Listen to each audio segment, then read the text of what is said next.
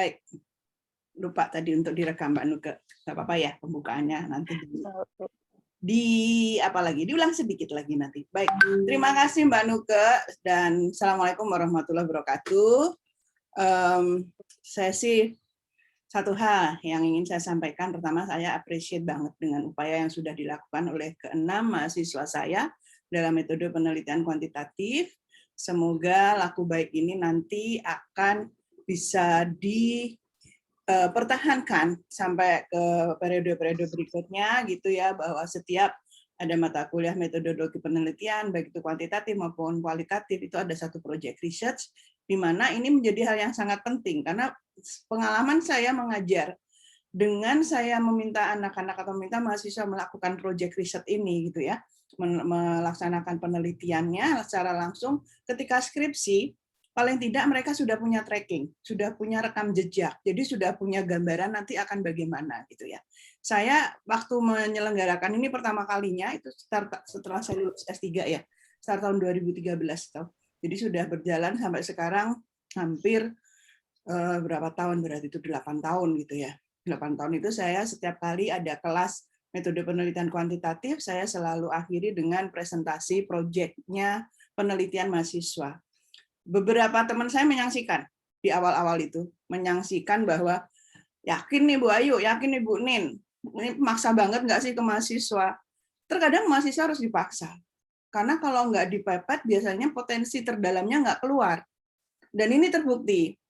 Saat ini 6 orang mahasiswa saya insya Allah sudah melalui satu proses tahapan penelitian, mulai dari bagaimana merumuskan topik, bagaimana mencari topiknya, mencari rumusan masalah, bagaimana kemudian membuat sebuah latar belakang masalah itu menjadi, oh ini sesuatu yang worth it untuk di-riset gitu ya, dan juga kemudian dari metode dasar penelitiannya, dari teori-teori yang digunakan, bahkan mes juga ternyata akhirnya mereka juga, saya hanya membekali mereka itu template bentuk laporannya kayak gini, susunan laporannya.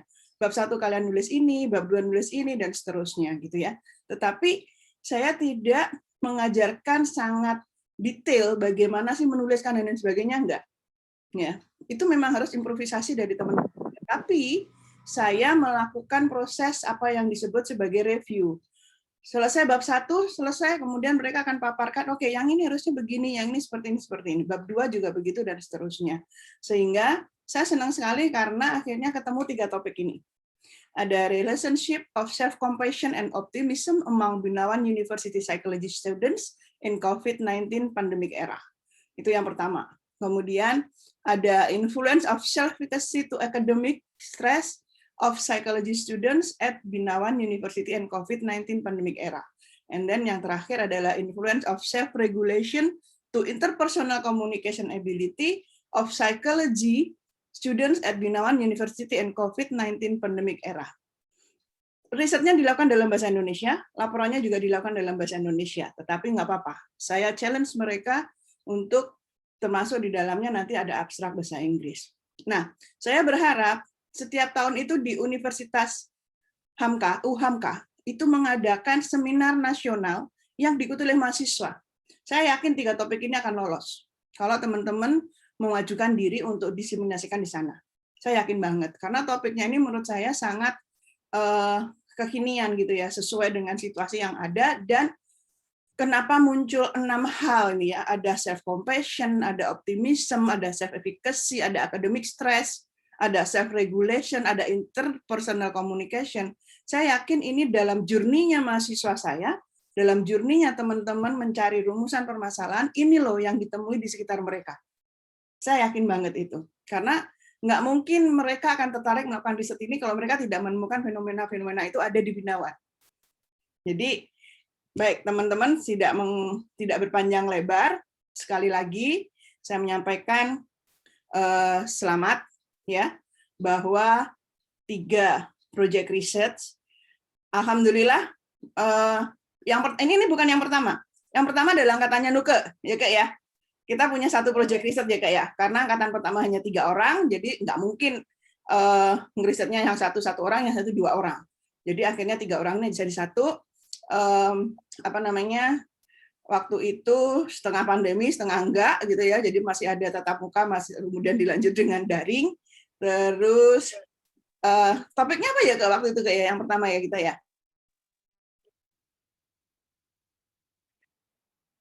Itu Bu terkait dengan persepsi senioritas mempengaruhi komunikasi asertif mahasiswa Binawan angkatan 2019.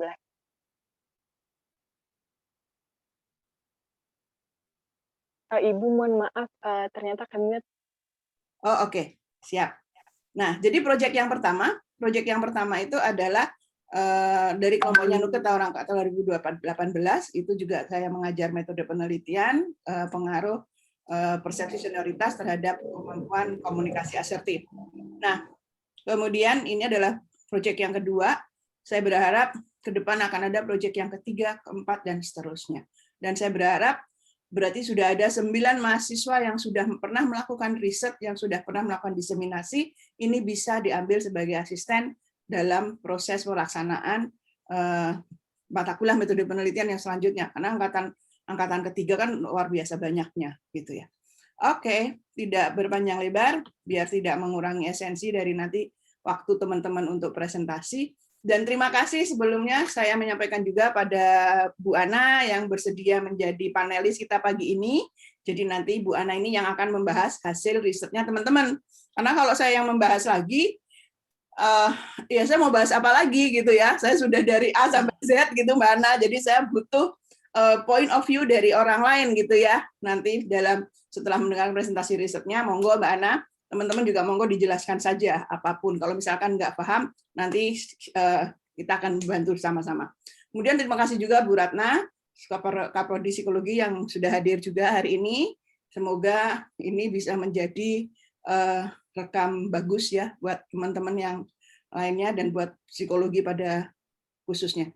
Terus juga saya lihat ada banyak teman-teman dosen juga dan saya ada ngelihat ada banyak nama yang rasanya saya kurang ada apa ya, kurang mungkin bukan dari psikologi ya, tapi nggak apa-apa. Anyway, terima kasih semuanya sudah hadir. Semoga apa yang disajikan teman-teman 3 proyek riset kami hari ini bisa memberikan manfaat yang baik buat kita semua. Wabillahi taufiq wal hidayah. Wassalamualaikum warahmatullahi wabarakatuh. Monggo Manuka. Waalaikumsalam warahmatullahi wabarakatuh. Mari kita beranjak ke acara inti, yaitu presentasi dari 3 kelompok. Untuk presentasi penelitian ini dibagi menjadi 2 sesi, yaitu sesi pertama sesi penyampaian materi dan sesi kedua yaitu sesi diskusi. Untuk yang pertama, kepada kelompok 1 kami persilakan untuk mempresentasikan hasil penelitiannya. Baik, terima kasih Kak Nuke. Aku share screen dulu.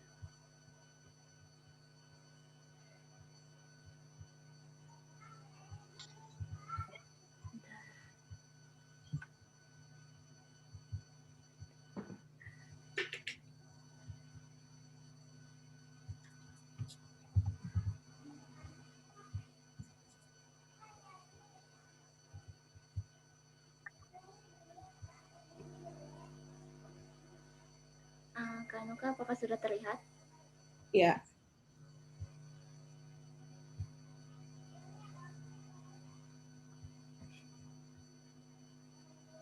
Zizi, sudah siap? Oke. Udah, Zal. Pertama, perkenalkan. Assalamualaikum warahmatullahi wabarakatuh. Perkenalkan, kami dari kelompok 1 dengan saya Zalfa Yuldani Pristi dan rekan saya Benazir Dwi Maharani. Kami akan mempresentasikan hasil penelitian kami yang berjudul Hubungan Self-Compassion dengan Optimisme pada Mahasiswa Psikologi Universitas Binawan di masa pandemi COVID-19. Pertama, kami menjelaskan latar belakang penelitian kami. Penelitian kami itu adanya karena kami melihat fenomena pandemi COVID-19. Pertama, COVID-19 itu di tahun 2020 dengan kasus pertama di bulan Maret. Kemudian, semenjak perjalannya waktu, terjadi perubahan kehidupan dari mulai sektor ekonomi, sosial, hingga pendidikan. Dan yang melatar belakangi juga kami mengambil bidangnya yaitu pendidikan. Kemudian dari pendidikan itu kita tahu setelah beredarnya kasus-kasus yang menderita COVID-19, pembelajaran diharuskan di rumah atau sering kita kenal pelajaran jarak jauh atau e-learning. Dari e-learning, akhirnya kegiatan di luar rumah mahasiswa terbatas. Dari kita ngerjain tugas kuliah, komunikasi sama teman, semua dilakukan di rumah. Dan kita juga bisa menggunakan media sosial. Dari media sosial ini, kita menggunakan banyak fitur story atau status.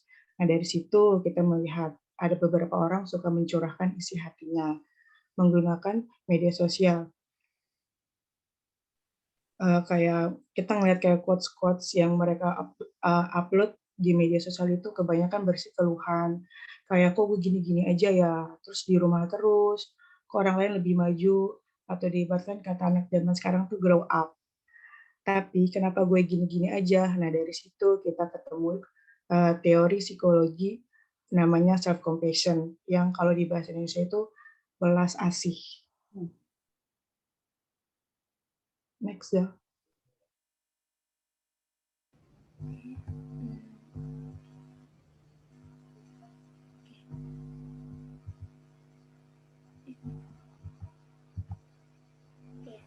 Dari teorinya kami pakai self compassion dan optimisme. Self compassion sendiri kami mengambil dari teori yang diciptakan oleh Neff di tahun 2003 dengan 3 dimensi, yaitu self kindness, common humanity, dan mindfulness. Untuk self compassion sendiri itu artinya perasaan belas kasih yang dirasakan individu, yang dimiliki individu terhadap dirinya atau orang lain. Jadi intinya orang yang memiliki self compassion ini dia akan mudah menerima penderitaan atau kondisi-kondisi buruk yang terjadi di hidupnya. Dia mudah memaafkan dirinya atau mudah memaafkan orang lain dan mengambil sisi positif dari kejadian-kejadian yang telah dialami. Untuk self kindness sendiri pengertiannya itu dia berbaik hati, dia berbaik diri pada dirinya sendiri gitu. Jadi tidak menyalahkan diri kalau misalkan dia gagal atau cita-citanya belum tercapai, tapi tetap positif. Ini adalah proses pembelajaran. Jadi kalau saya gagal nggak apa-apa. Kemudian kalau common humanity ini diartikan bahwa orang yang memiliki self compassion ini akan menyadari bahwa orang lain juga memiliki penderitaan atau masalahnya sendiri. Jadi dia tidak mudah berpikir bahwa saya sendiri yang sakit, saya sendiri yang susah, tapi berpikir positif lagi bahwa jika orang lain juga seperti itu, pasti saya juga, karena kita sesama manusia. Kemudian mindfulness itu diartikan sebagai kesadaran diri. Jadi kita menyadari apapun yang terjadi di kehidupan kita dengan penuh kesadaran dan menerimanya. Kemudian untuk faktor yang dari self compassion ini difaktori bisa jadi jenis kelamin, usia, kepribadian. Mengapa jenis kelamin? Karena ada di penelitian sebelumnya saya pernah membaca bahwa antara laki-laki dan perempuan memiliki perbedaan dalam resiliensi emosinya. Kemudian kalau usia ini terkait dengan teori Erikson. Jadi yang biasanya yang telah melewati masa remaja akan lebih memiliki self compassion dirinya, jadi tidak mudah merasa cemas, tidak mudah takut karena merasa bahwa ini sudah menjadi ketetapan gitu.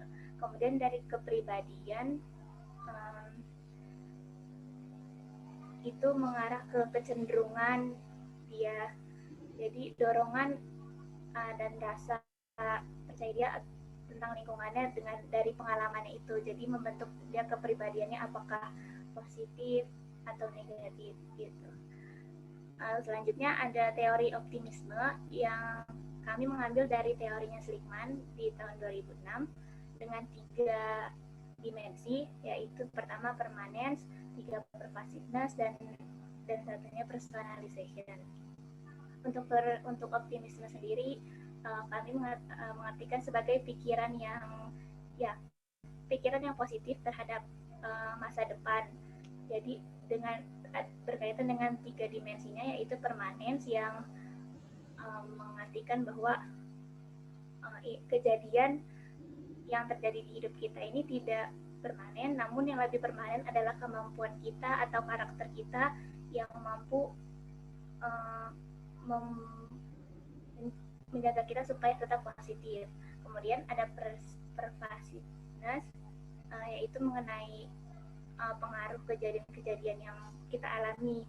Jadi kalau kita mengalami sesuatu, pasti ini ada faktornya, nggak semata-mata karena kejadian aja gitu. Pasti ada faktornya dan ada hikmahnya. Kemudian yang personalization itu diartikan sebagai sebab dari suatu kejadian. Jadi ada suatu penyebab, kemudian kita menjadikannya sebagai pembelajaran. Jadi bukan hal yang untuk disalahkan dan lebih mengkaji lagi ini kenapa gitu.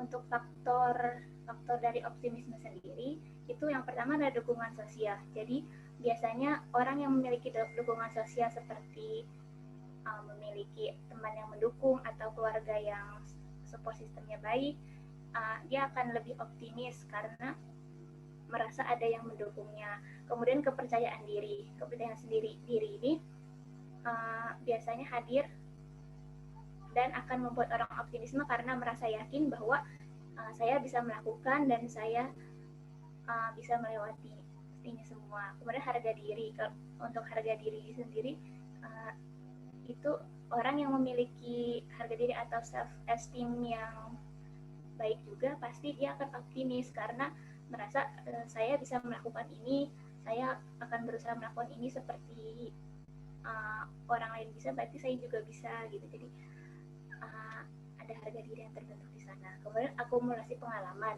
Untuk akumulasi pengalaman diartikan sebagai kita melewati pengalaman sebelumnya, kemudian menjadikan pelajaran dan menjadikan kita diri yang positif. Akhirnya kita yakin bahwa di masa depan kita pasti bisa melakukan hal ini. Gitu. Untuk manfaat sendiri, keduanya memiliki manfaat yang sangat baik. Kalau self compassion ini kita bisa dengan adanya self compassion kita bisa berbaik diri pada diri sendiri, nggak mudah menyalahkan, nggak mudah merasa bahwa kurang atau merasa minder dan segala macam. Lalu kita juga bisa merasa bahwa kita bisa memaafkan diri kalau kita berbuat gagal atau salah dan bisa memaafkan orang lain, sehingga nantinya kita akan punya pikiran bahwa ini positif, di masa depan akan positif, seperti pengertian optimisme sebelumnya. Kalau manfaat optimisme sendiri, orang yang memiliki optimisme pasti akan melakukan pekerjaan dengan yang positif juga. Jadi nggak gampang lelah, terus nggak gampang terdistraksi dengan hal-hal yang nggak seharusnya mengganggu dan tidak mudah menyerah. Itu untuk dinamika hubungan antara self compassion dengan optimisme ini kami meningkatnya menjadi di pertama itu jika orang yang mampu menerima kegagalan, tidak menyalahkan keadaan atau orang lain, kemudian berpandangan luas dan juga mudah memaafkan, nantinya akan bisa berpikiran positif terhadap masa depan. Berikutnya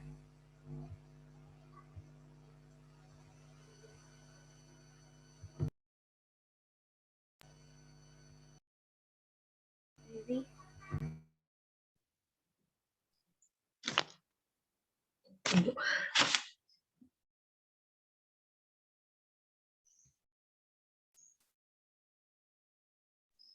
Iya, metode penelitiannya kita menggunakan metode kuantitatif.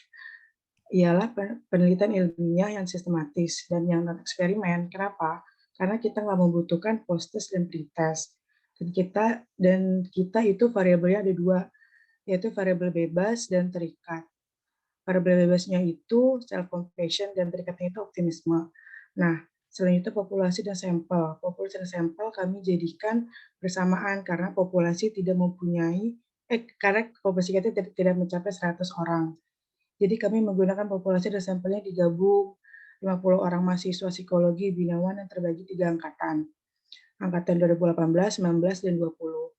Kemudian alat ukurnya menggunakan NEF untuk self-compassion dan Schlickman optimisme.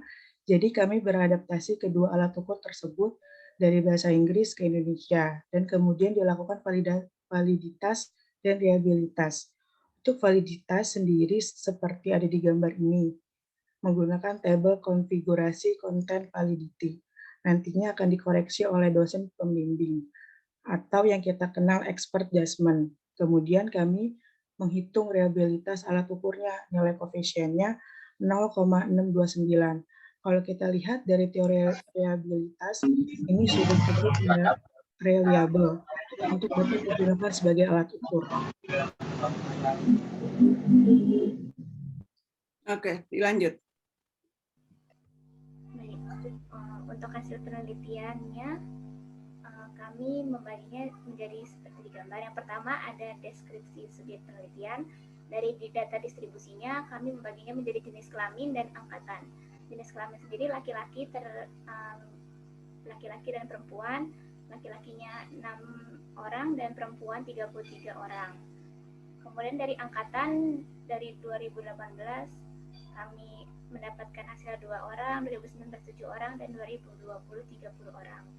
Kemudian dari data deskriptif penelitian didapatkan nilai rata-ratanya itu 88,59.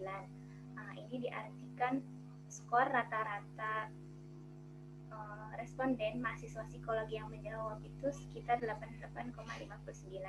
Dan untuk standar deviasinya terdapat beberapa karakteristik di respondennya. Kemudian uji hipotesisnya, alhamdulillah interpretasinya itu ada hubungan yang positif signifikan antara self-compassion dan optimisme mahasiswa psikologi Universitas Binawan di masa pandemi di koefisien korelasi 0,467. Dan hipotesis kami diterima. Sudah, selanjutnya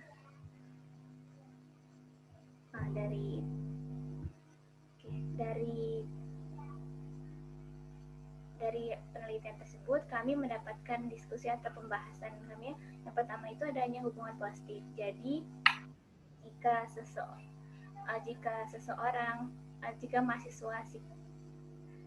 mahasiswa psikologi Universitas Binawan memiliki self-compassion, kemudian dia akan berhubungan dengan optimisme dan hubungannya positif. Jadi semakin tinggi self-compassion ya, maka semakin tinggi pula optimismenya. Kemudian dari jenis kelamin mempengaruhi self-compassion juga dibuktikan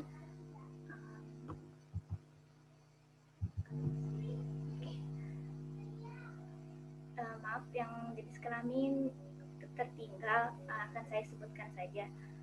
Jadi di penelitian kami juga dibuktikan kalau jenis kelamin juga mempengaruhi self-compassion seseorang, karena di skor laki-laki itu dengan skor perempuan itu hampir berdekatan. Laki-laki itu sekitar sama, sebentar.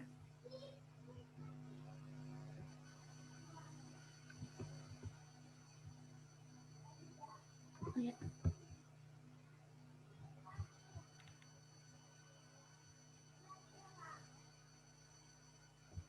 Baik.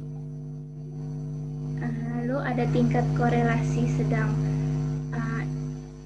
Maksud di sini adalah berarti selain self-compassion yang berhubungan dengan optimisme ini ada variabel lain, misal seperti ketahanan diri atau self-regulation. Sekian dari pemaparan kami. Mohon maaf bila ada kesalahan. Terima kasih. Assalamualaikum warahmatullahi wabarakatuh. Waalaikumsalam warahmatullahi wabarakatuh. Terima kasih banyak kepada kelompok 1 yang telah memaparkan hasil penelitiannya. Mari kita beranjak lanjut ke sesi yang kedua, yaitu sesi diskusi. Kepada Ibu Ana selaku panelis, dipersilahkan.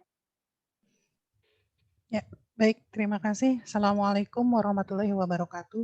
Waalaikumsalam warahmatullahi wabarakatuh. Alhamdulillahirrahmanirrahim.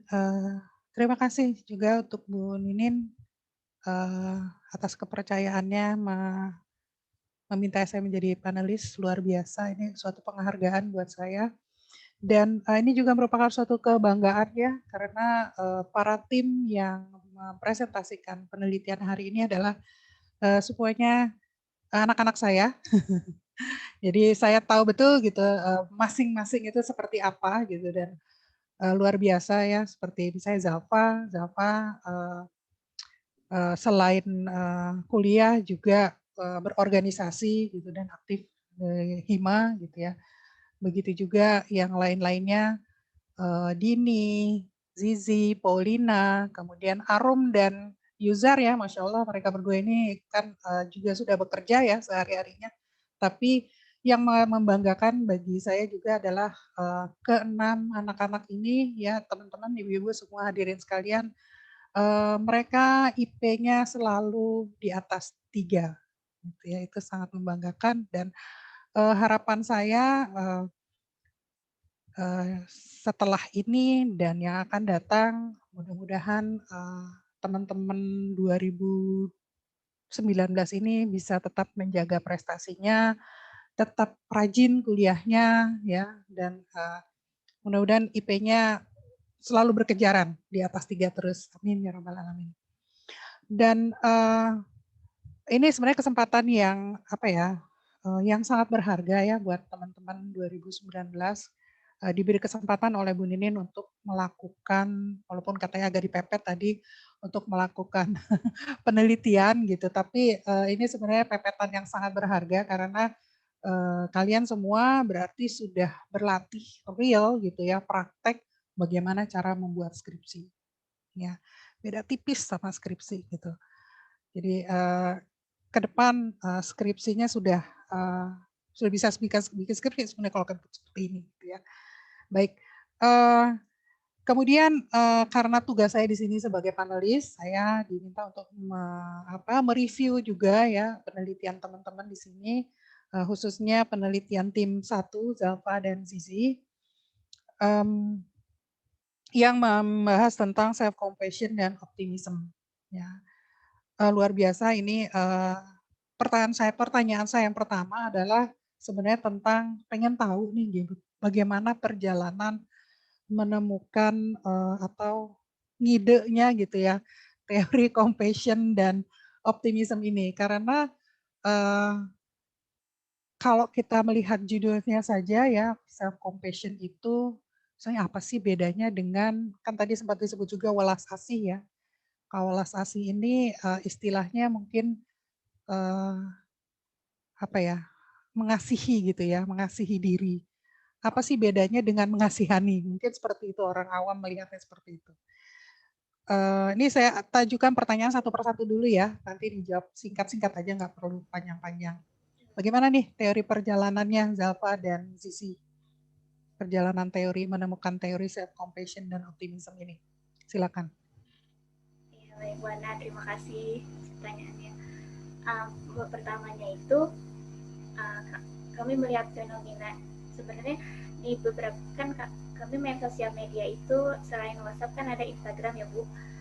Terus kami melihat selama pandemi ini orang sering bikin status, entah itu yang motivasi dirinya bahwa bersemangat, ataupun ada yang kadang ngirim quotes yang galau-galau gitu Bu.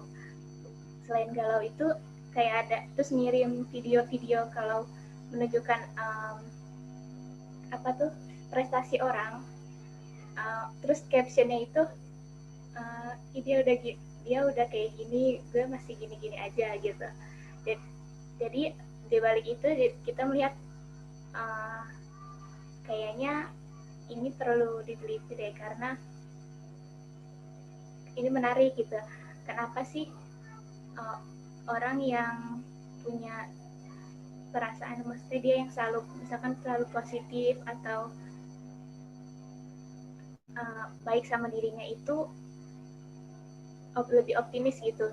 Sebenarnya kayak dari situ kan melihat ini orang lebih positif atau enggak gitu. Awal mulanya dari optimisme sendiri sih Bu sebenarnya, cuma karena ada bacaan-bacaan lagi, terus kayak ini tuh di masa pandemi itu, apalagi self compassion itu kayak orang banyak yang kurang aware gitu, jadinya kita mengangkat topik ini Bu. Kalau boleh tahu ada berapa jurnal yang dibaca oleh Zalfa dan Zizi? Waktu itu sekitar 5-7 Bu. Tapi kalau untuk pembuatan sampai selesai itu 20 ada ya Bu. Masya Allah. 25, kan disyaratkan minimalnya 25. Oh, Masya Allah, bagus. Ya, emang harus banyak baca jurnal ya teman-teman untuk penelitian ini, karena kita harus tahu ya posisi penelitian kita di jagat ilmu pengetahuan psikologi itu ada di mana gitu ya. Jadi jangan malas baca jurnal, baca jurnal. Oke, terima kasih. Kemudian untuk saya waktunya sampai jam berapa nih? Kemudian berikutnya saya ingin bertanya, tadi dijelaskan bahwa Zalfa dan Zizi menggunakan kuesioner atau alat ukur yang diterjemahkan dari bahasa Inggris ke bahasa Indonesia. Ini juga luar biasa ya, karena untuk menerjemahkan dari bahasa Inggris ke bahasa Indonesia itu tidak mudah, karena ada idiom-idiom yang kita agak sulit untuk mencari padanannya. Kemudian juga mungkin perlu pendapat dari orang yang biasa mengalih bahasakan gitu. Kemudian juga kadang-kadang memang perlu diterjemahkan balik gitu ya. Kalau boleh saya melihat satu saja contoh item yang digunakan untuk penelitian ini. Boleh Bu, silakan.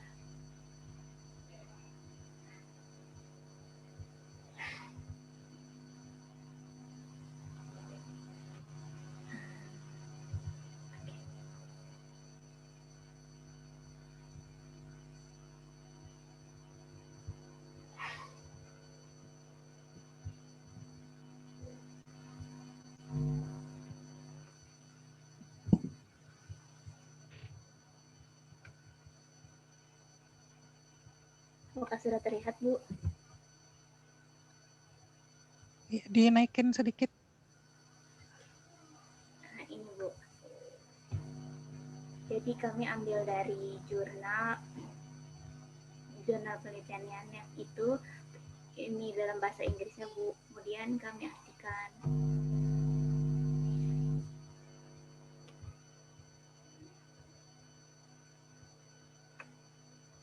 Ini nerjemahin sendiri atau pakai Google Translate? Iya Bu, dibantu Google Translate, tapi per kata sih Bu lebih ininya. Karena kalau langsung satu kalimat agak ngaco ya Bu di Google Translate. Jadi kami coba walaupun satu kalimat, tapi kami baca lagi terus parafrase lagi Bu. I'm kind to myself when I'm experiencing suffering.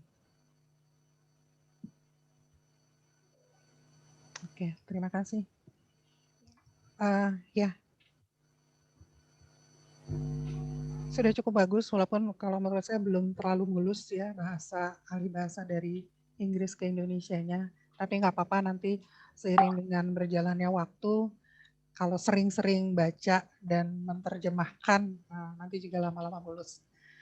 Ya, luar biasa. Karena jujur saja ya, untuk yang sudah S1 saja, untuk yang skripsi saja, gitu kadang-kadang suka males gitu ya menerjemahkan dari Inggris ke Indonesia. Padahal tidak sesulit itu kalau sekarang sudah banyak sarananya. Baik, terima kasih Zalfa, Zizi. Berikutnya tadi Zalfa sudah memaparkan tentang pembuktian hipotesanya ya.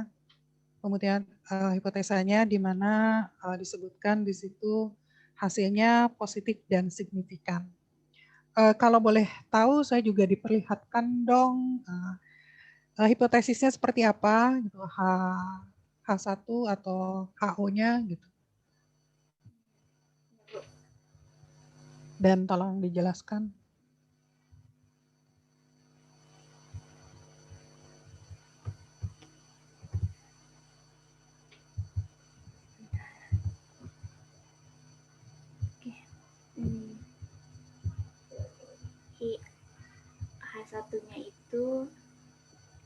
share screen atau saya sebutkan saja, Bu? Boleh di-share screen.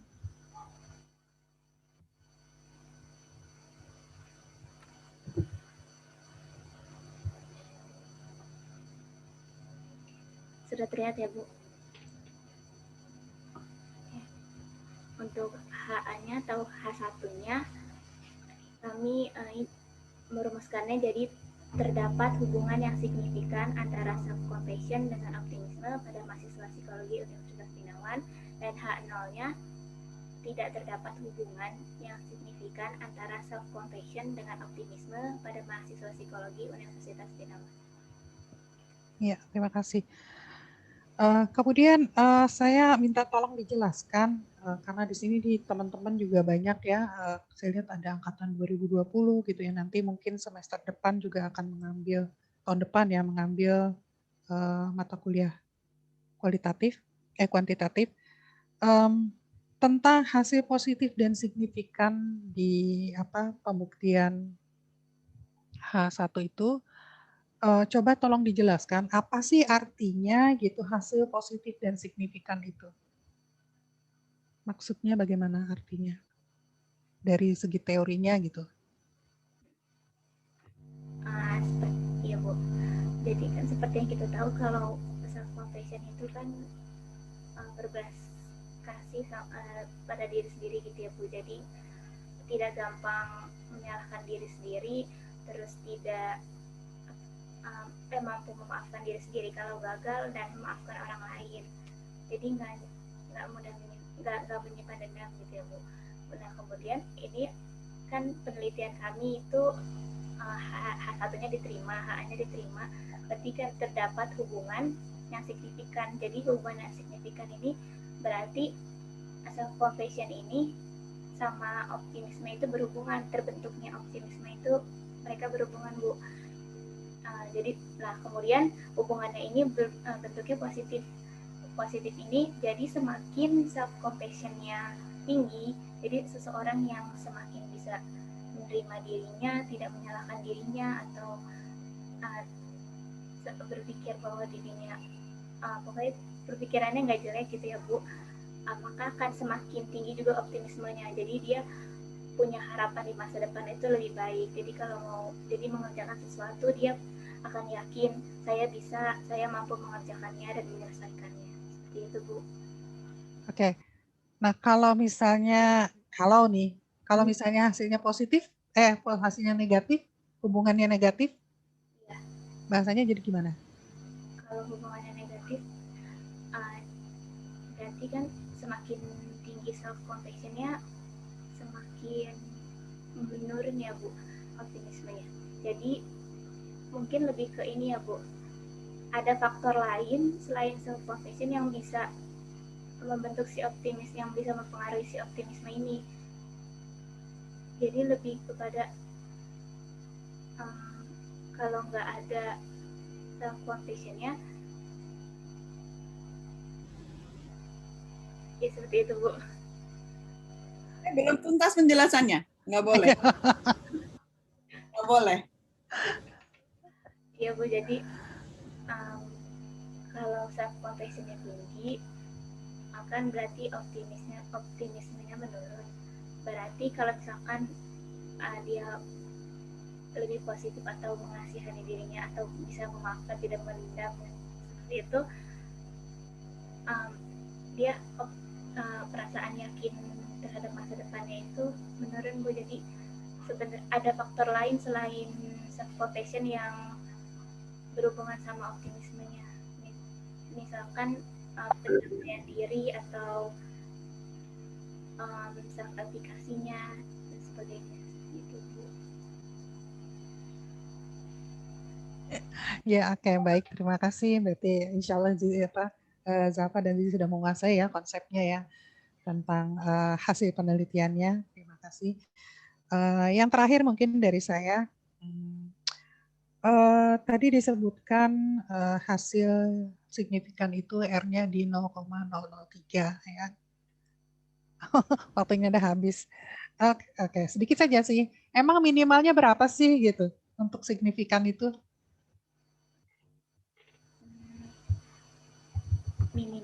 itu kami respondennya 39 ya Bu yang Ya. kembali ke kami. Jadi itu ada skor teoritik dan skor empiriknya Bu. Jadi kalau di responden 39 itu skor teoritiknya itu saya salah tulis ini kayak Bu. Oh ya, maaf Bu. Jadi skor teoritiknya itu kan ada di 0,408 di taraf yang 1% Bu. Nah, punya kami itu korelasi koefisiennya itu lebih dari 0,408 tadi. Karena kami 0,467 kan Bu. Jadi signifikan Bu. Ya, terima kasih. Ya, Bu. Waktunya sudah habis. Tepuk tangan untuk Zalfa dan Zizi. Terima kasih banyak. Saya menilai sudah cukup menguasai dan kalau skripsi, ya saya udah bisa kasih A deh. Begitu. Assalamualaikum warahmatullahi wabarakatuh. Waalaikumsalam warahmatullahi wabarakatuh. Terima kasih banyak Bu Ana. Terima kasih juga kepada kelompok 1 yang sudah memaparkan hasil penelitiannya. Kepada Bu Ninin, apakah ada yang ingin ditanyakan Bu? Jika ada, silakan Bu. Ada dong, harus. Pak, terima kasih. Zalfa, Zizi, terima kasih luar biasa. Jadi untuk yang presentasi ini, anak-anak ini saya bilang terjun bebas ya, Ibu nggak akan ngecek presentasinya. Saya hanya ngasih guidance, presentasi hanya 5 slide. 6 slide dengan judul. Satu judul, pendahuluan, teori, metode penelitian, hasil, dan discussion. Dah, 5 slide. Ternyata saya tadi sudah melihat di latar belakangnya, saya bagus. Jadi menuliskan latar belakang masalah itu, kalau dalam uraian akan terjadi seperti dalam laporan kalian ya, tapi ketika mempresentasikan, itu akan bagus bila dalam bentuk bagan. Sehingga kita memiliki kelonggaran untuk bereksplorasi, kelonggaran untuk berkreasi, bagaimana menyampaikan dari sebuah kerangka berpikir. Dan tadi itu sudah sangat bagus banget, terima kasih. Tapi ada satu yang menggelitik, Pak. Di hasil penelitiannya itu ada pengaruh jenis kelamin pada self-compassion. Datanya dari mana ya itu disimpulkannya? Jadi itu ada deskripsi datanya, terus ini kan dihitung ya Bu. Terus dari sebenarnya alat ukurnya itu yang dari total skornya itu Bu. Nah terus melihat ada rata-rata laki-laki sama perempuannya berbeda.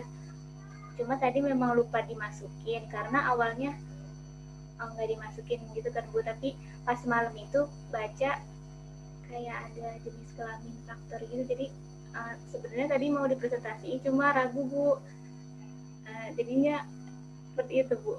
Di penelitian yang lain bahwa jenis kelamin berpengaruh terhadap self compassion dan kamu mendapatkan data dari deskriptif kamu min-nya berbeda, gitu ya? Ya, Bu. Ini membahasnya di discussion. Membahas di discussion itu sudah pas, sudah benar. Tetapi tidak boleh membahas bahwa dari penelitian ini jenis kelamin mempengaruhi self compassion, itu nggak boleh karena Zalfa tidak mengukur. Yang boleh Zalfa lakukan adalah dalam penelitian ini ditemukan juga loh ternyata min self compassion-nya laki-laki dan min self compassion-nya perempuan itu berbeda. Tapi saya tidak melakukan uji signifikansi. Perbedaannya signifikan atau enggak. Namun ada penelitian lain loh bahwa ini berpengaruh. Jadi kalau mau peneliti selanjutnya silahkan meriset apakah benar self compassion itu berbeda secara signifikan dilihat dari jenis kelamin. Itu kan? Ingat nggak disarankan ada untuk saran peneliti selanjutnya toh? Nah itu bisa dipakai di situ. Begitu ya Pak. Jadi teman-teman ingat juga jangan menuliskan yang tidak diperoleh dari hasil penelitian kita. Jangan over judgment, jangan over interpretation dari apa yang sudah kita peroleh. Afrol, bagus. Thank you, Pak. Thank you. Terima kasih Bu. Terima kasih Bu Ninin. Baik teman-teman, mari kita persilakan untuk kepada kelompok 2 untuk mempresentasikan hasil penelitiannya. Kepada kelompok 2 kami persilakan. Kelompok 2 nih Mbak Arum ya? Yang Mbak Arum sama Paulina Ibu. Oke, Paul.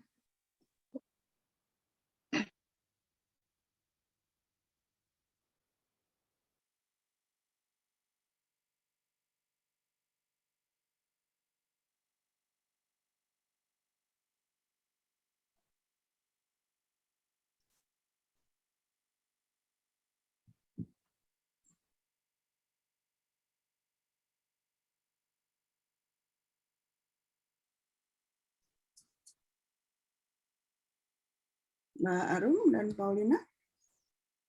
Udah bisa presentasi? Coba, Paul.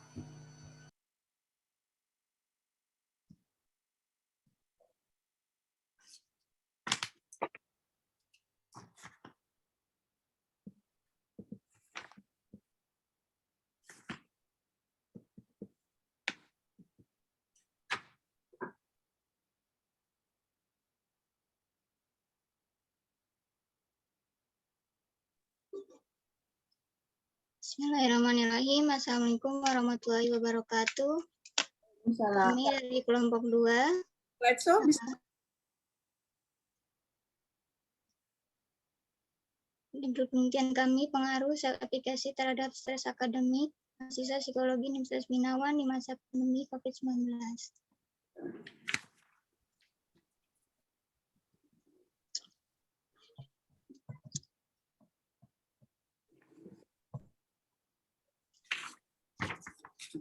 Latar belakang penelitian kami yaitu di masa pandemi virus COVID-19 yang telah melanda 215 negara di dunia, memberikan tantangan tersendiri terutama dalam bidang pendidikan, khususnya perguruan tinggi, demi mencegah persebaran virus COVID-19.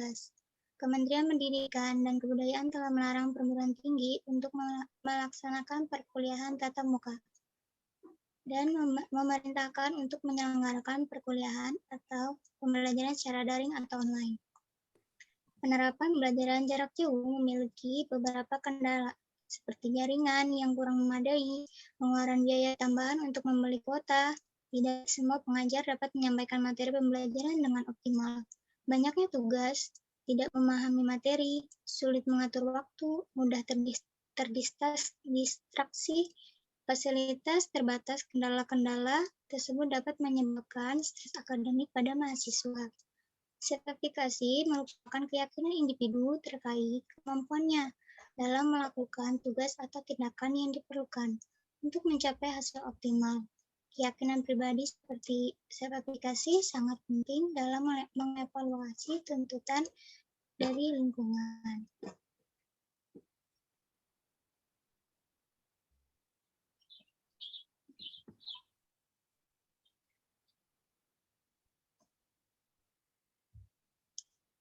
Dasar teori kami yaitu sertifikasi yang kami ambil dari teori Bandura,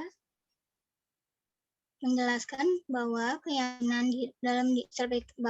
sertifikasi adalah keyakinan dalam diri individu untuk menyelesaikan tugas yang sesuai dengan kemampuan diri dalam berbagai situasi tugas, serta kuatnya keyakinan seseorang mengenai kemampuan yang dimiliki dalam menyelesaikan tugas yang dihadapinya untuk mencapai tujuan yang diharapkan.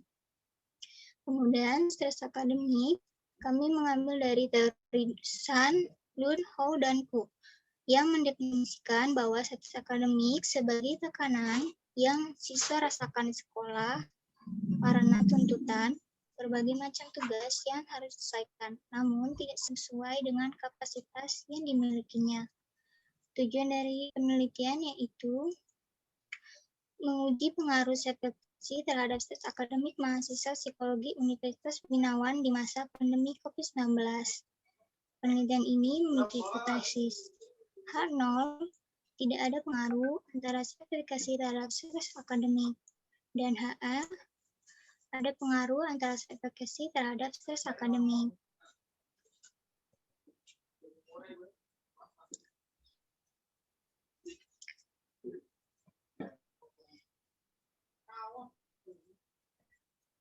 Pendekatan penelitian kami adalah yaitu analisis pada penelitian ini bersifat kuantitatif, menggunakan analisis regresi sederhana, desain penelitian non-eksperimen, menggunakan metode survei atau kuesioner.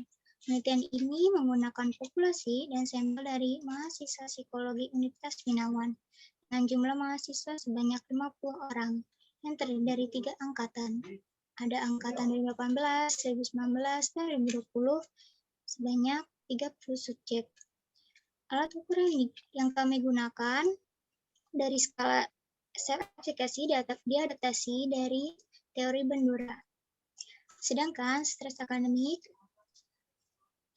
Penelitian ini diukur dengan pengembangan alat ukur ESA, Educational Stress Scale for Educans, dilakukan oleh San dan kawan-kawannya. Uji validitasnya, professional judgment oleh dosen mengampu mata kuliah metode penelitian kuantitatif. Sedangkan uji reliabilitasnya, kami menggunakan IBM SPS statistik versi 20 batch.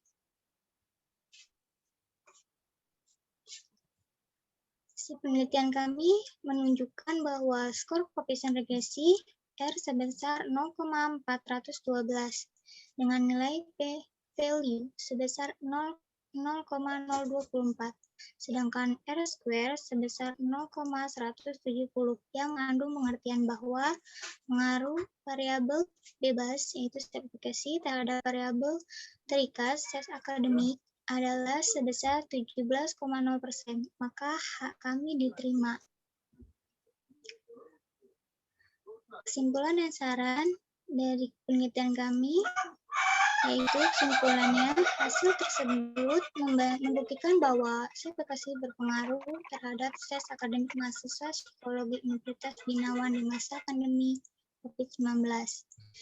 Saran dari penelitian kami untuk meneliti selanjutnya, yang pertama, sekarang untuk menyantumkan pertanyaan secara lengkap terkait nama, jenis kelamin, usia, pendidikan, agar mudah menyusun analisis deskriptif subjek. Yang kedua, penelitian selanjutnya untuk mempertimbangkan faktor-faktor lain yang dapat mempengaruhi stres akademik selain sertifikasi dan menambah variasi sampel. Yang ketiga, mahasiswa untuk mereduksi stres akademik dapat dilakukan dengan meningkatkan sertifikasi dengan cara mengenali diri sendiri, menempatkan tujuan, dan rencana, serta fokus pada evaluasi diri. Sekian, terima kasih dari kelompok kami. Ya, terima kasih kepada kelompok 2 yang telah memaparkan hasil penelitiannya. Mari kita beranjak kepada sesi yang kedua, yaitu sesi diskusi. Kepada Ibu Ana, saya kembali persilakan. Ya, baik. Terima kasih Paulina dan Arum yang sudah mempresentasikan penelitiannya. Untuk penelitian self-efficacy dan academic stress ini, saya ingin bertanya yang terkait dengan teorinya ini. Dari academic stress ini, apakah Arum dan Paulina memang melihat ada apa ya, atau paling tidak karena ini terkait dengan stres akademik, saya jadi berpikir gitu, apakah anak-anak psikologi pada stres gitu? Gimana nih dihubungkan dengan teori akademik stres ini? Silakan.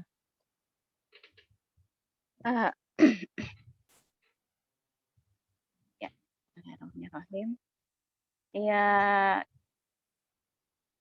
untuk pengambilannya dulu sih Bu, emang kan kita melihat pada saat kondisi sekarang gitu, apalagi pembelajaran jarak jauh kayak gini, saya juga bisa pernah sih Bu merasakan gitu gimana kayak stres akademik gitu kan, dan kita juga akhirnya pas kita lihat oh stres akademik nih kayak kan, berarti kayaknya menarik nih gitu kita ambil, saya diskusi sama Paulina dan ternyata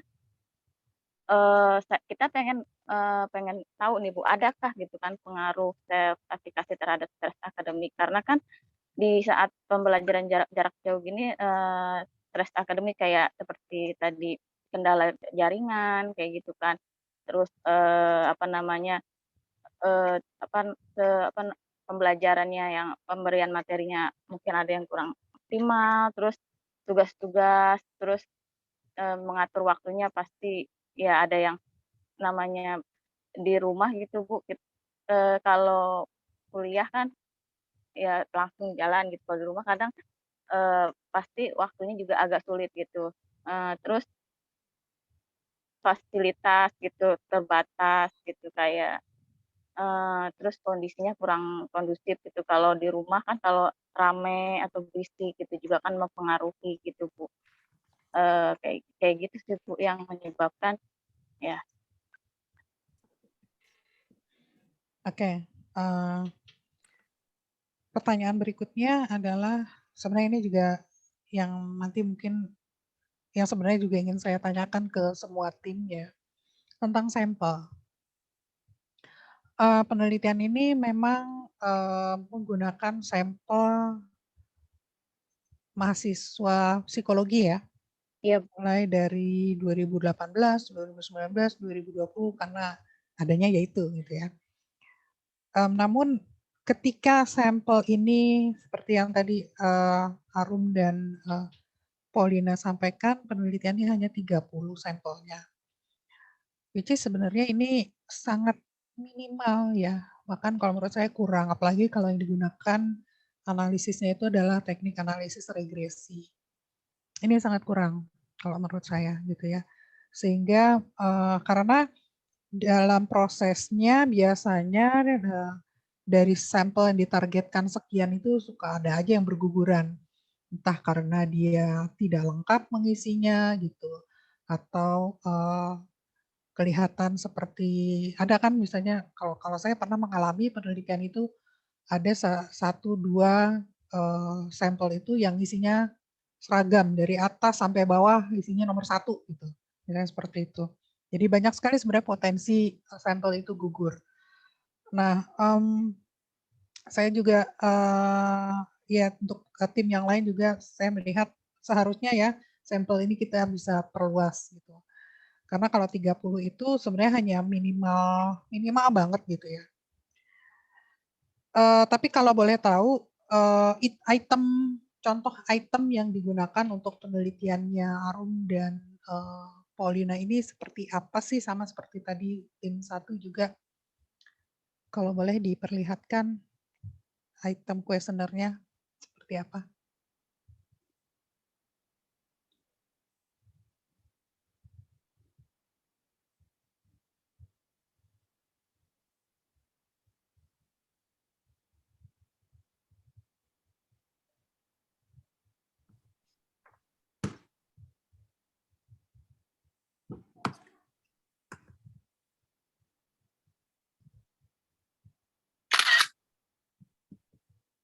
Saya suaranya delay ya?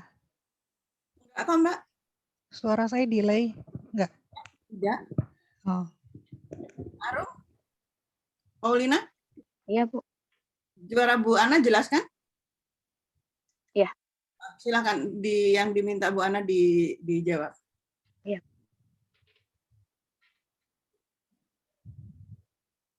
Silakan di-share contoh itemnya. Siapa yang akan share? Pau.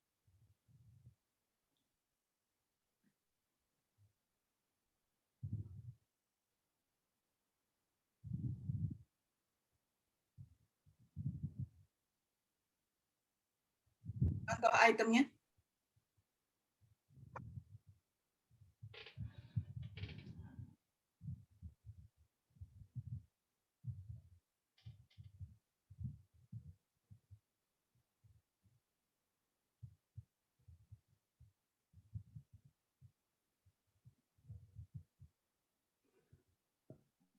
Ini, Bu, untuk contoh.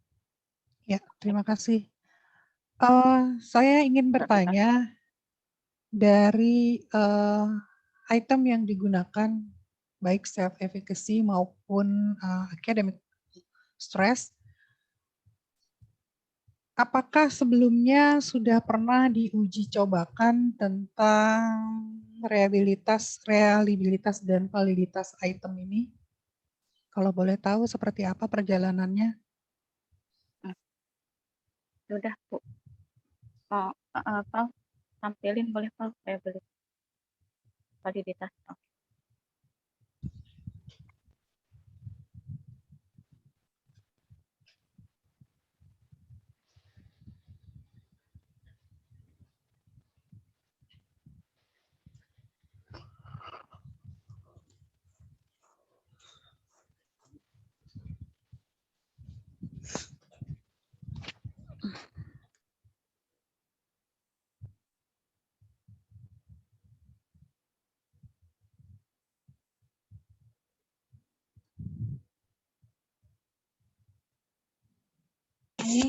shock, hemorrhagic, anemia berat, sama kematian.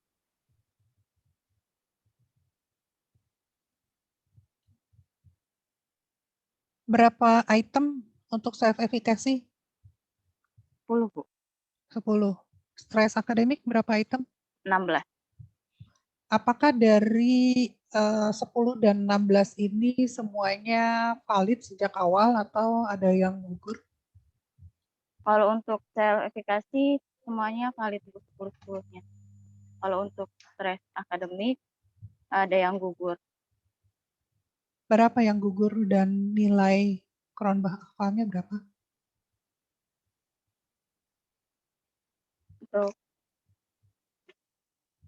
Untuk stres akademik itu yang gugur ada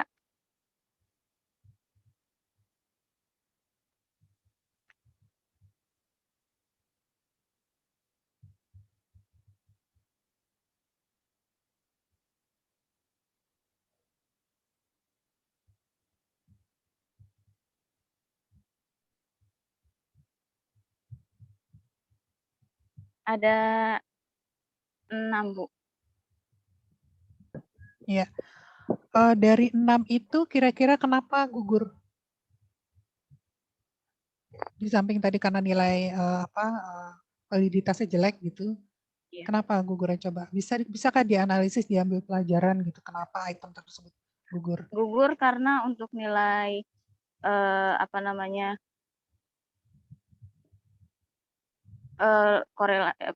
korelasi itemnya itu, Bu, lebih kecil dari 0,7.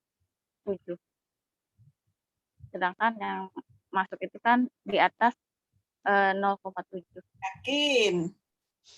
Arum bicara item total correlation loh.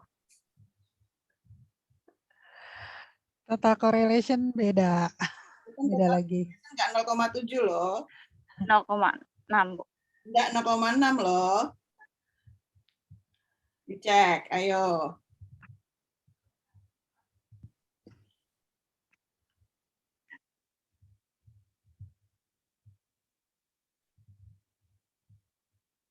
Psikometri ini ada Pak Reza loh.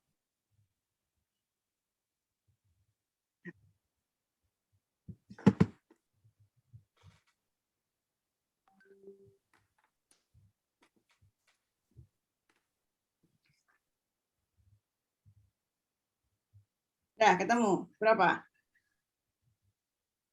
0,3. 0,3. Selain tadi yang ditanya Bu Ana itu selain karena faktor item total correlation-nya loh. Apa yang membuat itu menjadi tidak bisa digunakan itemnya?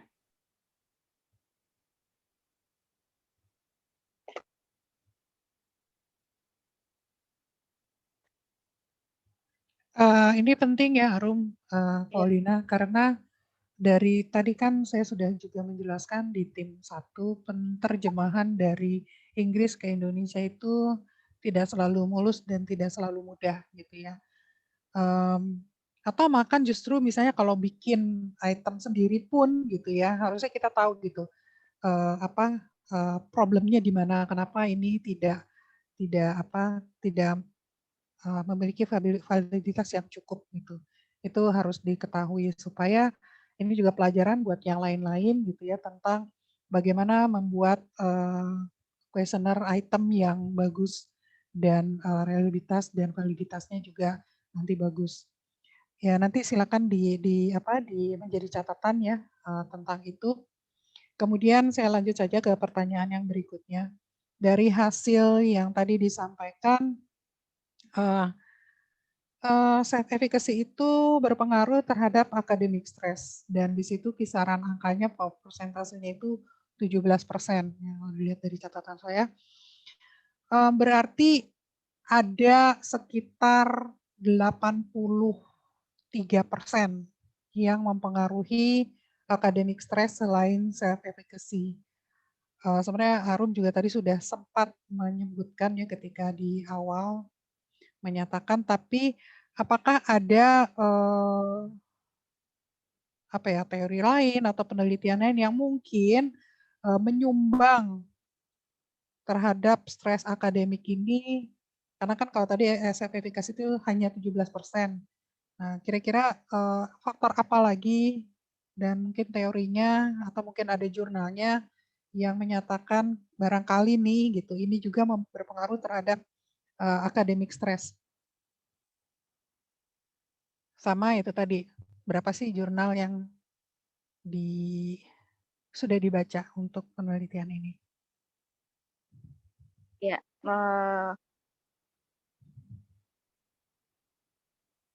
mungkin untuk selain secara verifikasi, mungkin ada variabel lain ya seperti kayak self regulation gitu Bu, kayak self compassion kayak Jalpa yang tadi gitu Bu, yang mempengaruhi selain self compassion. Itu ada datanya nggak? Ada penelitian sebelumnya yang mengatakan begitu nggak, Mbak Rom?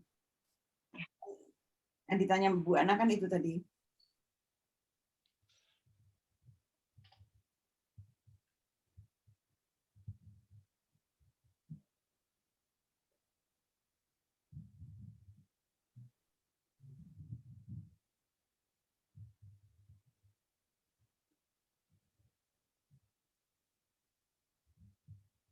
Ya, kalau silakan dijawab. Untuk penelitian sebelumnya,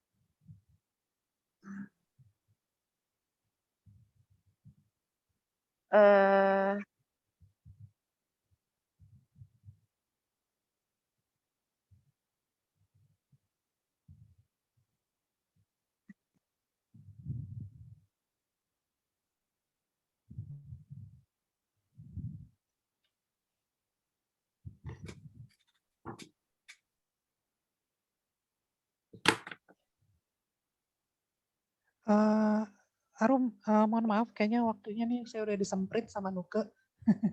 Jadi mungkin nanti jawabannya bisa dicantumkan di diskusi ya.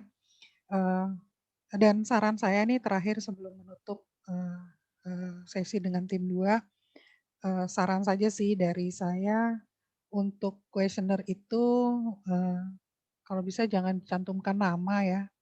Karena itu untuk menjamin kenyamanan dan kerahasiaan responden atau partisipan.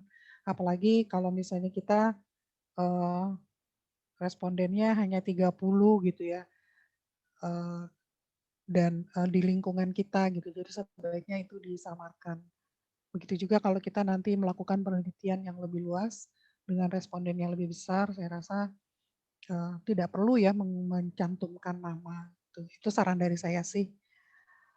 Begitu barangkali akhir dari sesi saya, pertanyaan saya untuk tim 2. Terima kasih atas kerja kerasnya, luar biasa. Tetap semangat. Semoga tidak kapok ya untuk mempersiapkan penelitian selanjutnya. Begitu juga untuk skripsinya. Selamat ya buat Paulina dan Arum. Terima kasih. Iya, terima kasih juga kepada Bu Ana yang sudah diskusi pada kesempatan kali ini. Mari untuk itu sebelum kita lanjut ke kelompok ketiga, dari Ibu Ninin sendiri, apakah ada yang ingin ditanyakan kepada kelompok 2? Kayaknya enggak sih.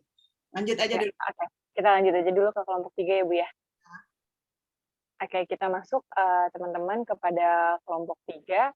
Kepada kelompok 3, dipersilakan. Terima kasih Kak Nuke.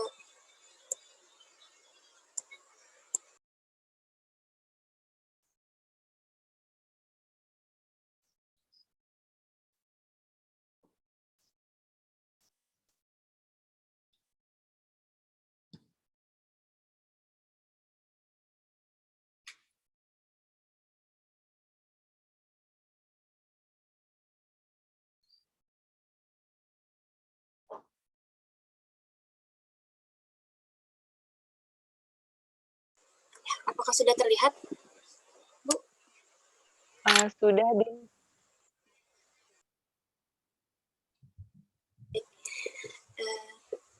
Bismillahirrahmanirrahim. Assalamualaikum warahmatullahi wabarakatuh.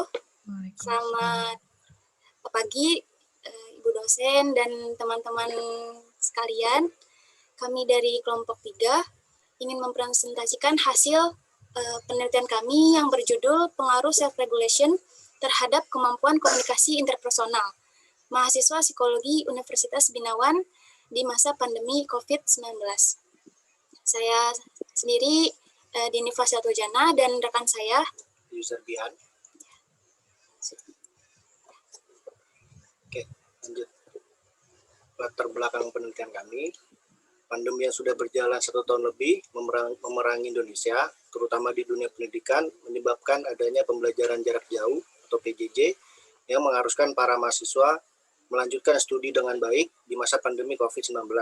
Mahasiswa harus aktif mengembangkan diri, mandiri, berpikir kreatif, dan juga komunikatif untuk bisa mencapai prestasi yang baik. Self-regulation dalam belajar merupakan salah satu faktor internal yang bisa mempengaruhi prestasi akademik mahasiswa. Self-regulation merupakan proses mengatur atau mengaktifkan strategi yang baik dalam menentukan target atau pencapaian dalam proses pembelajaran. Target atau pencapaian yang diinginkan oleh mahasiswa adalah prestasi belajar yang optimal. Lalu ada definisi konsep. Self-regulation atau variabel bebas. Self-regulation adalah seberapa tinggi kemampuan yang dimiliki seseorang dalam mengatur diri sendiri yang melibatkan kemampuan fisik, kognitif, emosional, dan sosial. Miller dan Brown 1991. Lalu kemampuan komunikasi interpersonal atau variabel terkait. Menurut Joseph De Vito dalam bukunya The Interpersonal Communication Book, De Vito 1989, komunikasi interpersonal adalah suatu proses pengiriman dan penerimaan pesan-pesan antara 2 orang atau di antara sekelompok kecil orang dengan beberapa efek dan beberapa umpan balik. Tujuan penelitian ini untuk menguji self-regulation terhadap komunikasi interpersonal mahasiswa Psikologi Universitas Binawan di masa pandemi COVID-19. Penelitian ini memiliki hipotesis H0, tidak ada pengaruh antara self-regulation dengan kemampuan komunikasi interpersonal. Lalu ada hipotesis alternatif, ada pengaruh antara self-regulation dengan kemampuan komunikasi interpersonal. Selanjutnya ada metode penelitian. Analisis data pada penelitian ini adalah kuantitatif. Itu menggunakan analisis regresi sederhana. Desain penelitiannya itu non-eksperimen dan menggunakan metode survei. Penelitian ini menggunakan populasi dan sampel dari mahasiswa psikologi Universitas Binawan dengan jumlah mahasiswa sebanyak 50 orang yang terdiri dari 3 angkatan 2018, angkatan 2019, dan 2020. Terdapat sebanyak 33 responden. Alat ukur yang digunakan yaitu adalah skala self-regulation yang diadaptasi dari Miller dan Brown 1991. Sedangkan skala kemampuan komunikasi interpersonalnya diadaptasi dari De Vito 1995 yang diterjemahkan ke dalam bahasa Indonesia. Lalu selanjutnya kami menguji validitas atau content validity melalui professional judgment oleh dosen pengampu mata kuliah metode penelitian kuantitatif. Lalu uji reliabilitasnya kita menggunakan bantuan program SPSS versi 20 dan kami menemukan hasil yang reliable terkait skala self-regulation dan kemampuan komunikasi interpersonal.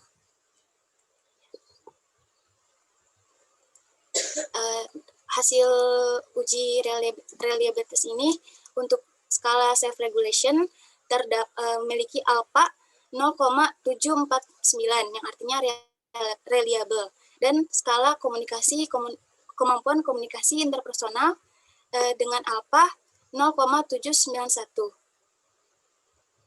yang berarti juga reliable. Lalu hasil penelitiannya, sebelum kita menguji hipotesis atau uji regresi sederhana, kami menguji datanya itu melalui uji normalitas menggunakan metode Kolmogorov Smirnov. Dan hasilnya itu 0,906. Dan kami juga melakukan uji linearitas yang linearitas dengan hasil 0,079. Lalu kami memiliki hasil uji regresi sederhana. Hasil penelitian ini menunjukkan bahwa skor koefisien regresi R-nya sebesar 0,407 dengan nilai p-value sebesar 0,019 kurang dari alpha, sedangkan R-square-nya sebesar 0,166 yang mengandung pengertian bahwa pengaruh variabel bebas atau self-regulation terhadap variabel terikat atau kemampuan komunikasi interpersonal adalah sebesar 16,6%. Maka hipotesis alternatifnya diterima. Kemudian penutup. Lalu kesimpulannya, hasil tersebut membuktikan bahwa self-regulation berpengaruh terhadap kemampuan komunikasi interpersonal mahasiswa psikologi Universitas Binawan di masa pandemi COVID-19. Adapun saran yang untuk peneliti selanjutnya, yaitu satu, peneliti selanjutnya untuk peneliti selanjutnya disarankan untuk merancang perancangan yang matang terkait waktu pengambilan data dan menggunakan bahasa yang sederhana agar subjek mengisi skala secara optimal. Kedua, disarankan untuk mencantumkan pertanyaan lengkap terkait usia, pendidikan, jenis kelamin, nama responden, agar mudah menyusun analisis deskriptif subjek. Kemudian, disarankan menggunakan subjek yang lebih dari satu prodi agar memperoleh variasi subjek yang lebih beragam. Lalu yang terakhir, untuk peneliti selanjutnya disarankan untuk melakukan kajian lebih matang, mencari referensi lebih banyak mengenai pengaruh self-regulation terhadap kemampuan komunikasi interpersonal.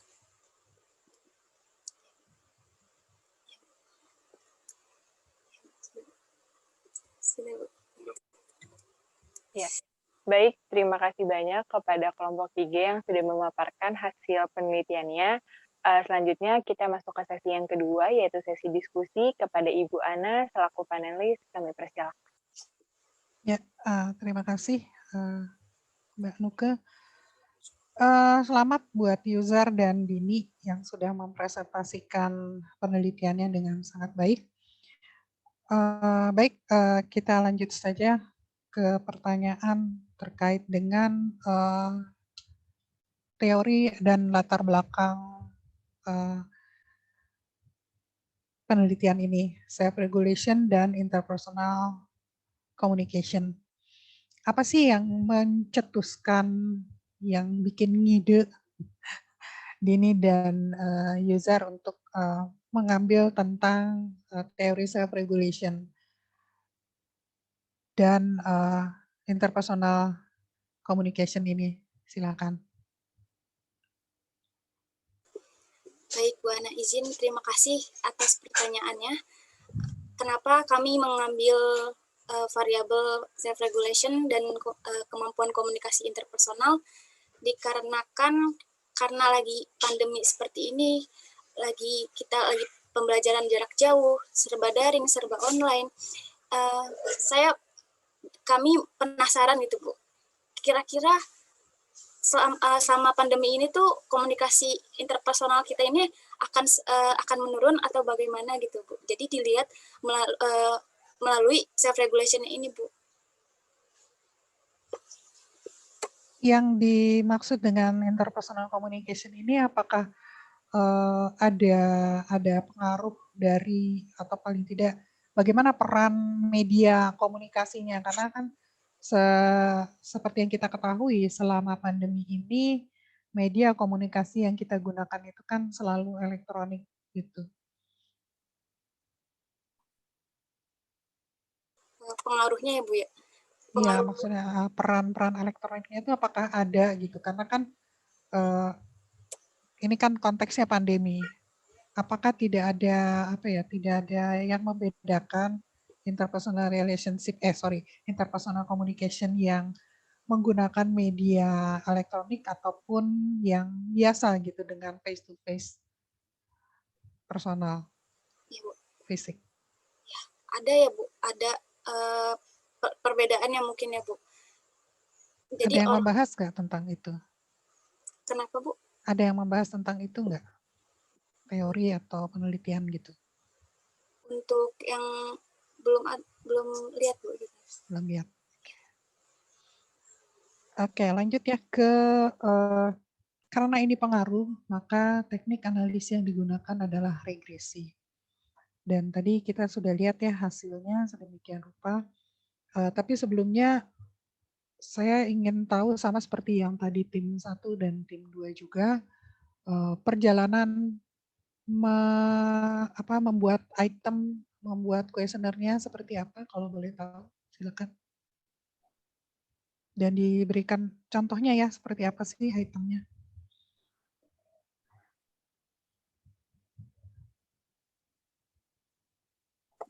Perjalanan kami menyusun kuesioner ini, awalnya kita mencari jurnal terkait konstruksi ini, alat ukurnya, Bu. Dan itu bahasa Inggris. Jadi kita terjemahkan ke dalam bahasa Indonesia, Bu. Lalu kita serahkan kepada professional judgment, Bu. Dari berapa item jadi berapa item? Adakah item yang gugur? Ada, Bu. Item yang gugur.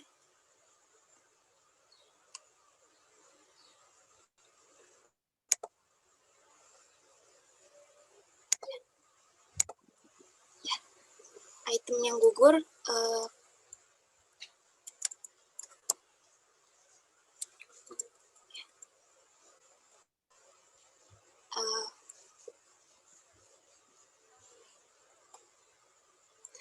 untuk item yang gugur ini ada berjumlah 14, Bu. Jadi kami ini untuk self regulation-nya ini berjumlah 28 item. Jadi setengah dari itemnya ini gugur, Bu. Nah, kira-kira kenapa tuh gugurnya? Mungkin karena ini, Bu, bahasanya, Bu. Karena ada yang tidak dimengerti ataupun item kami ini terlalu banyak gitu, Bu. Ya, baik. Ya, jadi itu juga pelajarannya buat tim yang lain dan buat teman-teman yang lain juga yang nanti akan melakukan penelitian. Masalah item ini bisa gugur karena itu tadi penyusunan bahasanya kurang baik atau kurang bisa dipahami oleh responden. Dan tentunya ya nanti pelajaran juga bahwa kita juga perlu memperhatikan latar belakang responden dalam pembuatan item ini. Kalau misalnya respondennya dengan tingkat pendidikan tertentu, tentunya juga penulisan item yang baik juga perlu dipertimbangkan. Misalnya bahasanya harus sederhana, tidak menggunakan istilah-istilah yang sulit dan sebagainya. Oke, terima kasih. Lanjut kepada tadi ya, regresi itu tadi. Regresi ini digunakan untuk mencari pengaruh dari suatu variabel terhadap variabel yang lainnya. Kemudian juga sebenarnya dengan regresi ini kita bisa memprediksi pengaruh suatu item, pengaruh suatu variabel terhadap variabel yang lainnya. Nah, dari hasil penelitian yang Yuzar dan Dini lakukan, menurut Yuzar dan Dini, bagaimana kemampuan self-regulation ini memprediksi interpersonal communication? Apakah bisa diprediksikan? Karena di sini apakah self-regulation ini bisa menjadi prediktor yang baik terhadap interpersonal communication? Silakan. izin menjawab, Bu. Self-regulation ini apakah menjadi prediktor yang baik gitu ya, Bu? Untuk kemampuan komunikasi interpersonal. Dan di sini datanya itu hasil hubungan antara self-regulation dan kemampuan komunikasi interpersonal ini sebesar 0,407 ya, Bu, yang menurut mungkin diperkirakan modelnya ini kurang ini ya, Bu, kurang baik gitu, Bu. Dengan kata lain, sama seperti tim 2 tadi, ada prediktor lain, variabel prediktor lain sebesar berapa persen yang mempengaruhi interpersonal communication gitu kan? Iya, Bu. Oke. Jadi nanti perlu dijabarkan juga kira-kira variabel apa atau faktor lain apa yang bisa menjadi prediktor terhadap interpersonal communication ini. Kemudian juga tadi perlu juga mungkin diterangkan apa sih bedanya interpersonal communication di masa pandemi ini dengan pada kondisi normal gitu. Itu juga karena media ini juga penting ya, bahwa melakukan komunikasi dengan menggunakan media elektronik ini tentunya tidak sesempurna ketika kita menggunakan komunikasi secara langsung, secara fisik, karena ada faktor-faktor lain seperti misalnya gesture, kemudian juga mimik, micro expression yang mungkin tidak tertangkap ya kalau menggunakan komunikasi elektronik. Nah itu jadi sebenarnya penelitian ini masih sangat bisa dikembangkan lagi ya terkait dengan interpersonal communication ini gitu ya dan medianya. Mungkin seperti itu. Kemudian yang terakhir, saya cuma pengen nanya nih, ketika menggunakan teknik analisis regresi ini, apakah ada kesulitan yang dialami oleh Dini dan Yuzar dan bagaimana cara mengatasinya?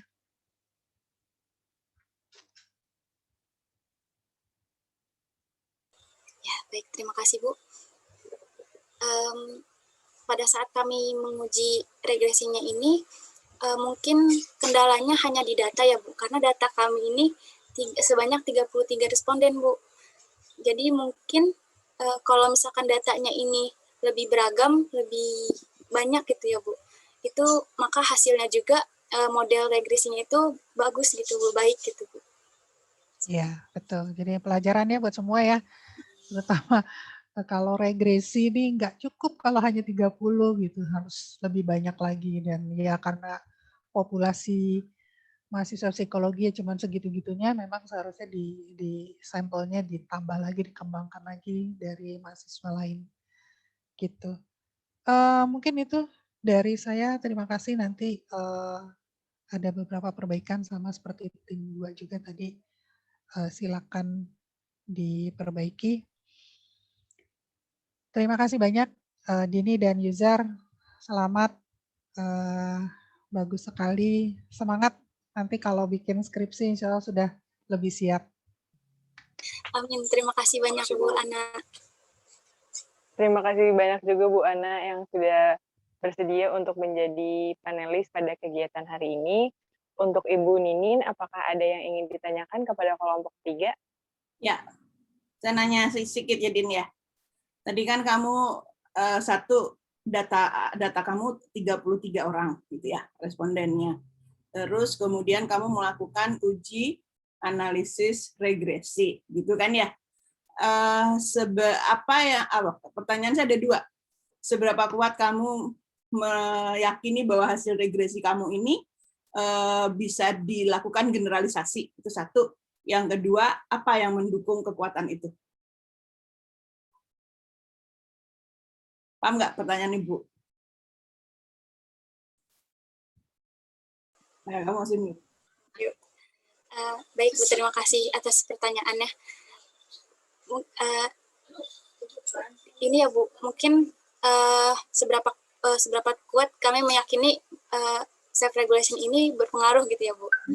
Dan gimana caranya gitu ya Bu? Dasarnya apa? Dasarnya apa? Okay. Kami melihat uji normalitasnya dulu Bu. Iya. Dan kami kalau misalkan kita sudah kita merasa kayak pas di banyak kok item yang gugurnya banyak gitu Bu. Saya juga kemarin sempat galau gitu Bu. Kok variabel bebasnya tuh banyak yang gugur ya Bu. Saya sempat bingung. Lalu ternyata emang harus diuji normal dulu Bu. Lalu saya coba datanya ini diuji di normalitas dulu menggunakan metode Kolmogorov-Smirnov. Lalu ternyata hasilnya normal Bu.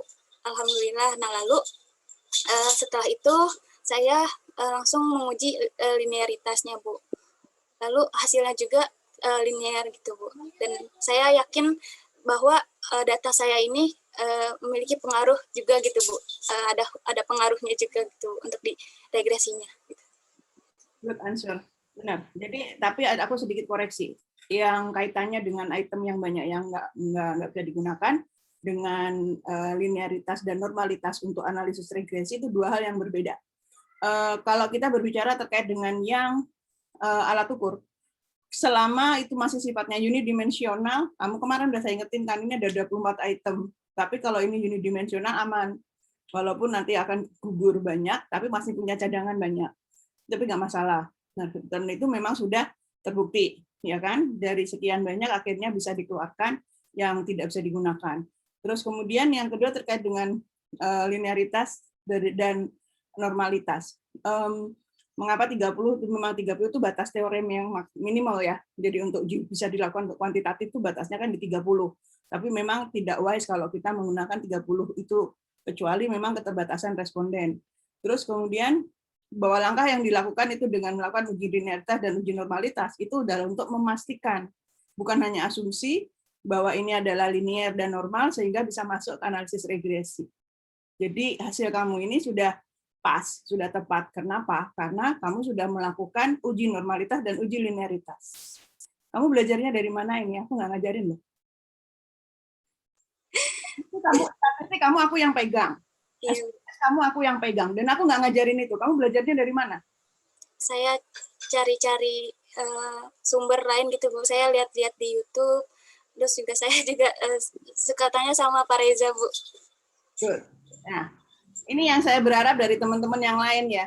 Kami para dosen itu tidak bisa memberikan semuanya karena kadang bingung juga nih kalau semuanya mau diberikan nanti nampung nggak gitu kan ya. Terus kemudian kami berharapnya kalian mencari sendiri gitu. Jadi apa yang dilakukan ini ketika dia konsultasi ke saya dengan hasilnya, wah ada Kolmogorov sama uji linearitasnya gitu ya. Kayaknya uji sedasitasnya belum dilakukan sih, nggak apa-apa. Tapi sudah ada normalitas dan linearitas, it's okay. Nah, hal yang seperti ini yang menurut saya mungkin bagus ya. Bukan mungkin, bagus ya untuk ditiru oleh teman-teman yang lain. Belajar itu tidak harus dari sumber dosennya sendiri saja, tapi juga bisa dari sumber dosen-dosen yang lain dan dari sumber yang manapun. Selama kalau misalkan kalian menggunakan buku, referensinya juga harus digunakan.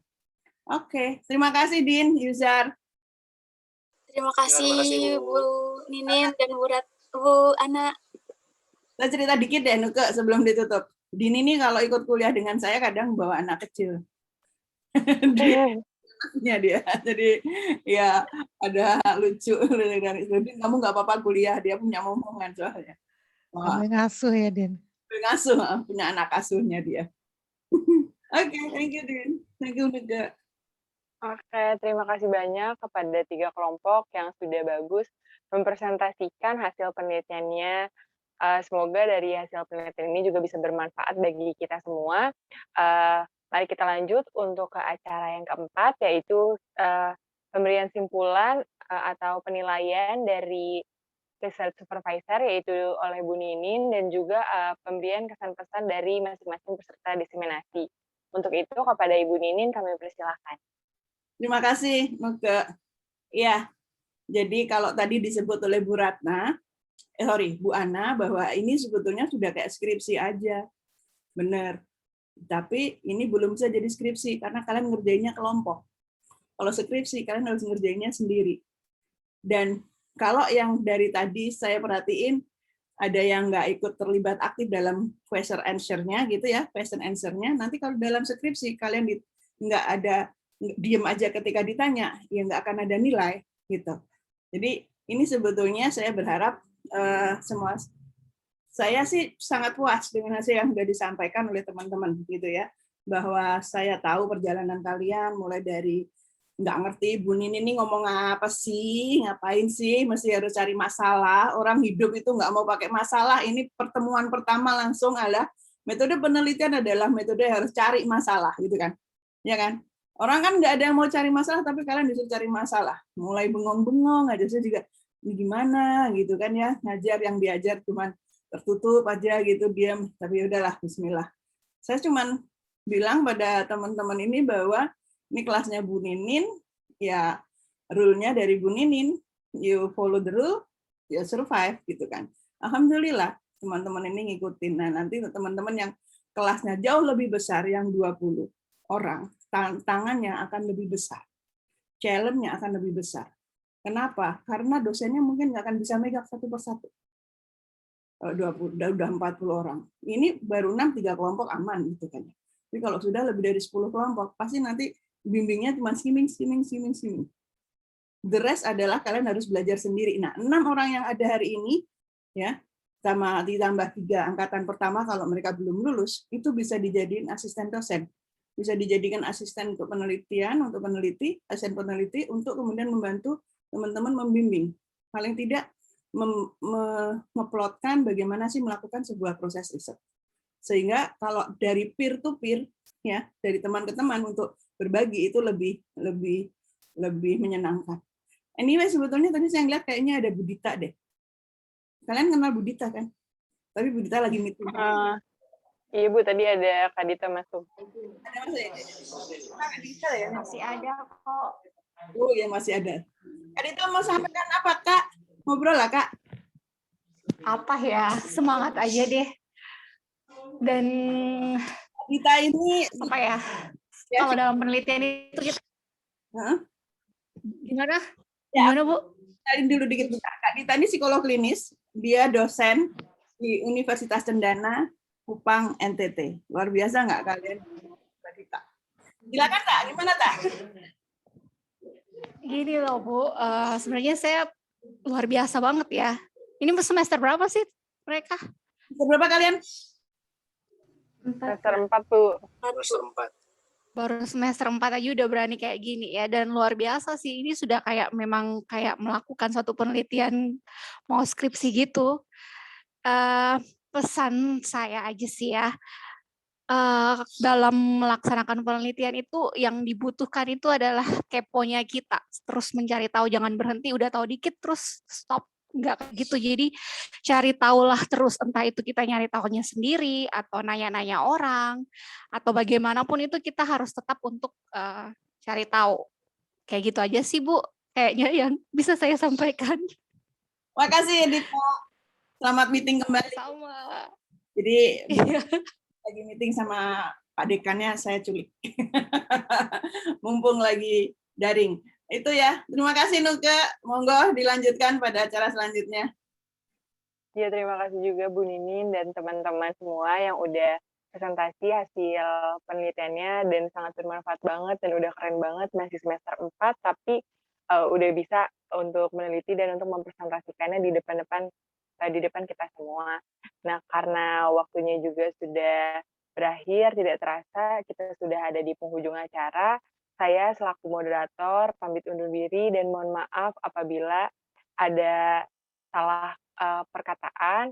Tanpa panjang lebar lagi, untuk acara ini saya tutup. Wabillahi taufiq wal hidayah. Wassalamualaikum warahmatullahi wabarakatuh. Waalaikumsalam. Waalaikumsalam. Terima kasih. Terima kasih Bu Ninin. Terima kasih Mbak Ana semuanya. Terima kasih. Sukses semua ya. Terima kasih Bu Bintang. Terima kasih Bu Bintang. Sama-sama. Alhamdulillah. Keren. Saya belajar banyak ya, Bu. Keren, luar biasa. Alhamdulillah.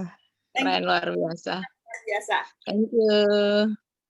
Good thumbs up. Izin live ya, Dulu Bu. kali foto ya. Bu, foto, Bu. Foto dulu. Iya, foto. Wajib. Beberapa kali udah dari tadi.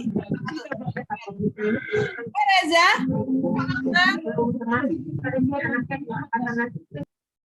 Yuk, siapa yang mau tuh chatnya berhenti dulu dong. Siapa yang mau thread? Oke, sebentar. Udah, tinggal satu. Tapi Ibu sudah mau thread tadi beberapa. Nanti aku share ya. Oke, sudah selesai. Terima kasih. Tinggal nanti Ibu input nilainya. Terima kasih atas kerjasamanya selama ini. Mohon maaf kalau mungkin Ibu keras. Mohon maaf kalau mungkin Ibu terlalu mepet, terlalu ngepres. Nggak ada niatan apa selain demi kebaikan kalian. Ya, ini insya Allah nanti akan terkenang sampai nanti. Itu aja barangkali. Terima kasih teman-teman. Saya tutup. Mohon izin saya akhirkan ya. Ibu, terima kasih. Iya, Ibu. Makasih banyak juga, Bu. Terima kasih sangat. Terima kasih banyak Bu Ninin, Bu Ana.